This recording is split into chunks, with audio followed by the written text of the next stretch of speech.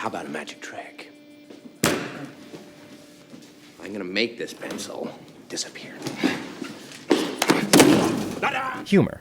Not the first thing that comes to mind when we think about a Christopher Nolan movie. Nolan's brand errs more on the side of epic, mind-bending action drama, and in sticking to this MO, Nolan arguably has not made a single poor film. Specifically, since the release of 2005's Batman Begins, all of Nolan's films have been acclaimed for their critical and financial successes. However, one of the knocks I always hear against him for why he isn't one of the filmmaking greats, despite the fact that his career is still relatively young, is his lack of range and versatility. You can't really argue that Nolan's films don't share similarities in style and tone, unlike Scorsese or Spielberg, for instance, who have dabbled in a variety of genres. Nolan has yet to explore something outside of his element, like a pure comedy, for example, and for very good reason. Do you fancy doing something else, a stripped-down thing, something like a rom-com? Well, I sort of never say never, but I am a big believer in being sincere about your passion for something. When I come to do a project, I never want to be doing a project to just, for example, to show versatility. It's a couple of years of my life, sometimes more, so you really want to be passionate about what it is that you're doing.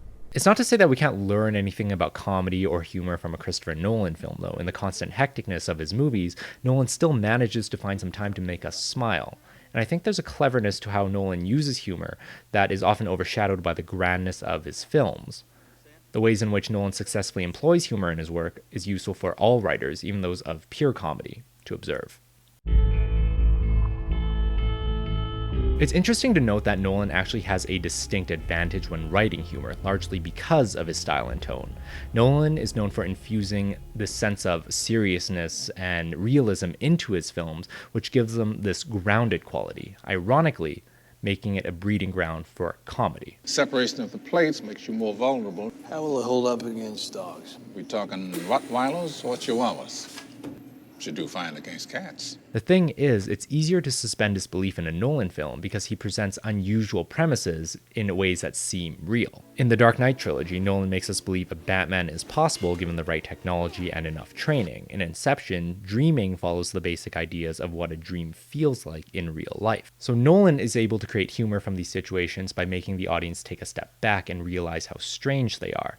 He points out or plays up the unrealisticness or the unusualness of the situation in a way that almost mocks it. Will you be wanting the back putt, sir? Middle of the day, Alfred? Not very subtle. The Lamborghini, then? Much more subtle. Characters are even made to have an awareness of the things that in a movie may seem normal, but realistically would not be. Why are you whispering? They can't hear you. What's he gonna do with them? I don't know. But Daggett seemed pretty interested in that mess at the stock market. Miss Kyle. So that's what that feels like. Nolan very subtly even brings attention to the fourth wall here, because we realize as the audience this shot is only possible with the editor cutting two separate segments together, and Batman acknowledges that gimmick. How do we get out? And I'm hoping you have something more elegant in mind than shooting me in the head. Kick. What's a kick? This, Ariadne, would be a kick. Nolan coins the term kick to mean one thing in his film, but playfully mocks the idea that in reality, it does not have this meaning. His mocking of his own constructs go counter to our expectations. It's gravity. I'm dropping Tom, then heading to town. You want to clean that up? When you're finished praying to it? And that's a basic element of what a joke is. You have a setup and then a punchline that subverts our expectations. Meanwhile, the pacing, the delivery, the physicality, and the word choice of a joke also factor in. There's humor in these situations because they're the last thing we expect the characters to do or say. But it all starts with Nolan's grounded storytelling. Cops only go there when they're in force. Do I look like a cop?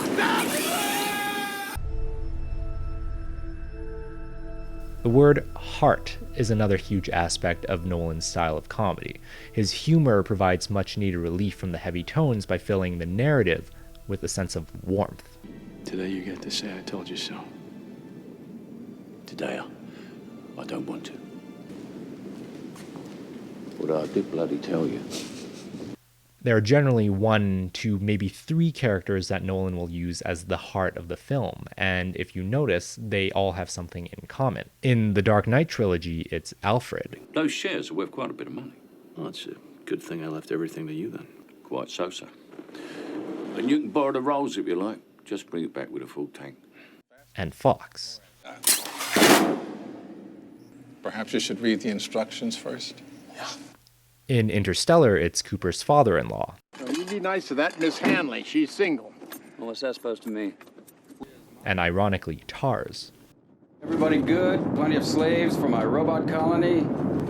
I gave him a humor setting so he'd fit in better with his unit. In Inception, it's maybe a bit more of a stretch here, but Eames, Arthur, and Ariadne all play a combination thereof. Ah, so this is your idea of losing a tale, yeah? Different tale. They're still looking at us. Yeah, it's worth a shot. We should probably get out of here. And what they all share is that they are often the mentor character for our protagonists. The protagonist will usually go to them for advice, and by instilling the sense of humor into these characters, we immediately establish the relationship with our hero. I suppose you're going to lock me up as well. As your accomplice. Accomplice? I'm gonna tell them the whole thing was your idea. And that is, they feel like the parental figures, the mother or father that put you at ease. What is the point of all those push-ups if you can't even lift a bloody log? Do you think you've hit the right gag quotient in those films? I think you put as much humour in as the tone of what you're doing will sustain. And we were always very fortunate to have Michael Caine, along for the ride to drop, the odd good bomb. line, the odd funny line, the odd bit of heart, and also Morgan Freeman. So we've shown Nolan has a funny bone, and he can weave humor into his work, but just sparingly, or just enough, because humor is used actually very tactically in a Nolan film. Just like a good scene, a good joke can do multiple things for the story. We've already said that humor can be used to establish the nature of the relationship between characters. I have a cue light I can use when I'm joking, if you like. That'd probably help. You can use it to find your way back into the ship after I blow you out the airlock. It establishes a relationship that is mutual and trusting. Good comic relief can also, of course, make a character likable. Humor. 75%. Confirmed. Auto self-destruct, T-10. You can also use humor to augment exposition and make exposition interesting. Military! Why? For protection! I don't need protection. Protection for them! We can see how Bruce is a somewhat talented fighter, but he's also stubborn and relentless, and the joke just adds to that. In the end, how do we even write comedy? It's subjective and probably one of the hardest genres to get right. For myself, I can't even imagine touching the subject, but if we can learn one thing from Christopher Nolan, it's that never start with the jokes first. Write a well-crafted story with a well-crafted genre, and the jokes will weave themselves in. Thanks for watching.